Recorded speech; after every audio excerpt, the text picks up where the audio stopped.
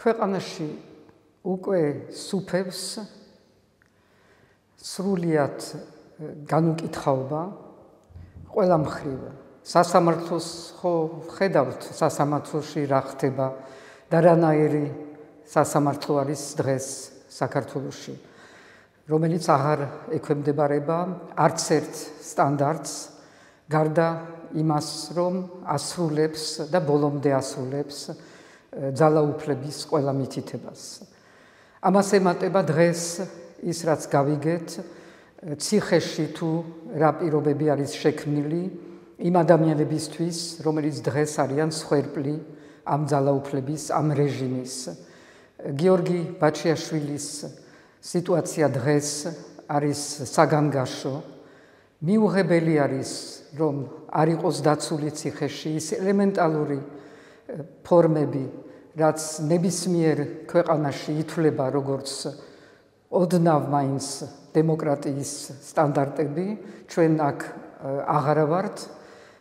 ზღვა გადასული არის ის, რაც ხდება, როგორ უსწორდებიან თვით საკანში ადამიანს, რომელიც იქ იხთილს სასჯელს და როგორ მერე გადაყავთ კლინიკაში, როცა უნდათ, როგორც უნდათ, გაუფრთხილებლად, ისე რომ არანაირი ახსნა, განმარტება ან საჯაროობა ამის მიმართ არ არსებობს.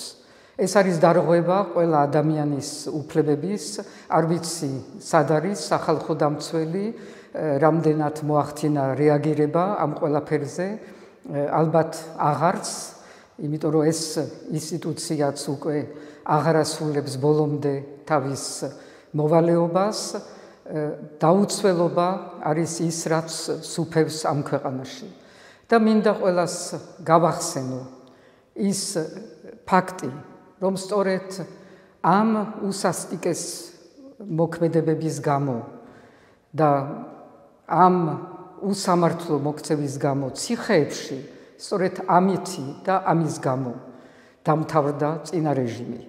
ამიტომ ყველამ უნდა იცოდეს, რომ პასუხისგებლობა ამ ყველაფერზე ბოლომდე იქნება იმათი, ვინც არამხოლოდ ბრძანებებს იძლევა, არამედ ასევე იმათი, ვინც ასრულებს ამ ბრძანებებს გავუკითხავთ და მზად არის, რომ უსასტიკეს ქცევაში მიიღოს მონაწილეობა.